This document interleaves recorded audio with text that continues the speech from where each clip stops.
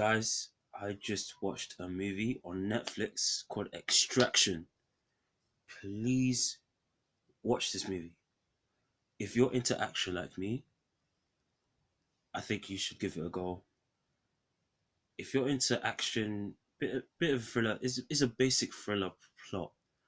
Um, I'm gonna try as hard as possible to do like non spoilers. But if I do spoil it, I'll just let you know. So this movie starring Chris Hemsworth, Thor, is based on a script by Joe Russo, I believe, one of the Russo brothers who made the Captain America movies, made Avengers, Infinity War, and Endgame. Actually, no, not order. They made Captain America 2, Winter Soldier, and Captain America 3, Civil War, and then Endgame and Infinity War. They directed those movies. When I can't. Okay, here are the pros of this movie.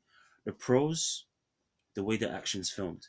You know what this movie is? I realized watching it. This movie is I did a Train of Thought episode about why the Mandalorian is always going to be held back by his rating. It's not that the rating has to be rated 15 or rated, what is it, TVMA for TV, um, or like rated R if you're American. It's not that. It's the fact that that's always going to be held back by Disney.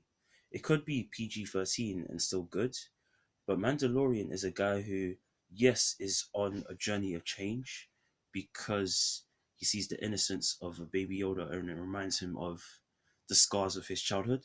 True, but he's still too kidified, and that won't change on a platform like Disney Plus.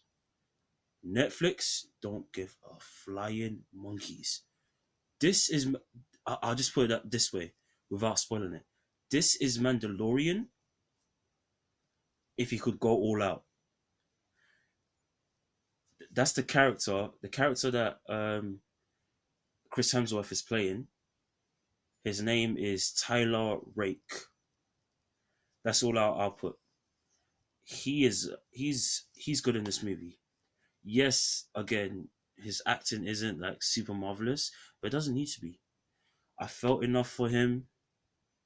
I knew he was fighting for something. There was something internal as well as external. He was getting the job done. The camera work, good. The tracking, there were a lot of tracking shots in this movie, good. Just that way it complemented the action, good. My only flaws of this movie, one, the rules. When I watch action movies, I like to have rules. I call it or any fantasy actually. I call it the rule of semi logic. You need, in my opinion, an action movie or thriller can whatever genre movie can be as over the top as possible in its own world, as long as it has certain rules that it doesn't break or just like completely contradict. So John Wick from the first movie has been getting run over by cars. But him falling off a building in part three and surviving is the height of retardization. I can't believe people think that's an A plus movie. That on its own and as part of the trilogy completely destroys the integrity of the trilogy, in my opinion, among other things. But you're not Superman. I don't care how much pain you take. I understand it's movie land, but that doesn't make any sense. There's some things in this movie where you get them vibes a little bit. Oh, what just happened? Again, I'll repeat again. This movie, if you don't mind that, if you're willing to ignore that, is to me is not as bad as John Wick falling off a building and surviving. If you're willing to ignore certain things that happen in action scenes, um, that basically confirm that Thor, Chris Hemsworth, is playing Captain America in this movie, then you'll sell through it. You sell this movie to me. This is my kind of movie. And I found out at the end, I was like, oh, this feels good. Like who did this? I need to thank the stunt choreographer, The stunt coordinator, I believe the role is whoever he or she is. Great job. Again, this was written by Joe Russo and is based on a story by the Russo brothers and someone else, and it's produced by them. So of course, I spoke briefly in the same speaking of the Train of Thought episode of Mandalorian. I spoke briefly about 21 Bridges, which is another movie that they produced. I don't know if they wrote it, but the Russo brothers produced it and it's starring Chadwick Boseman. Please watch that movie too when you guys have the time. It's another thriller. That's more thriller though. This is definitely an action movie first and foremost. Extraction. Um, I like it. Even you can even argue there's a possible flaw, but I can see like more progressive people having an issue with that. This movie takes place a lot in Asia, and I can see people dismissing it as, oh, you know what, it's just another white savior saving all the people, and then the Asians are villain. No, it's not. It's a lot more. The lines are a lot more grey, which is why it comes back to this is the Mandalorian fully realized. If without the bars of child childish ratings holding it back, this is what it should feel like.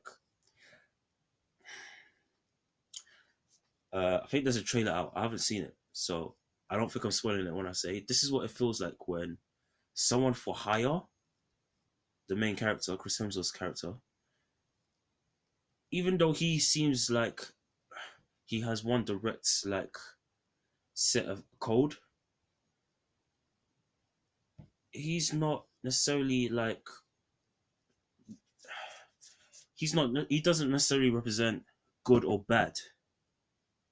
Is what is his actions is why he does the things he does that define him. And you can see that with other people in this movie, and that's why this movie is so much. It's so three dimensional. It's simple but layered. That's my kind of movie. Please go watch this movie. Um I'm scared of overhyping it, but if you're into action, if you like well filmed action set pieces, well filmed fight scenes, um, if you like simple movies, layered, simple but layered with some depth, you're gonna like this movie. Please go watch it. That's to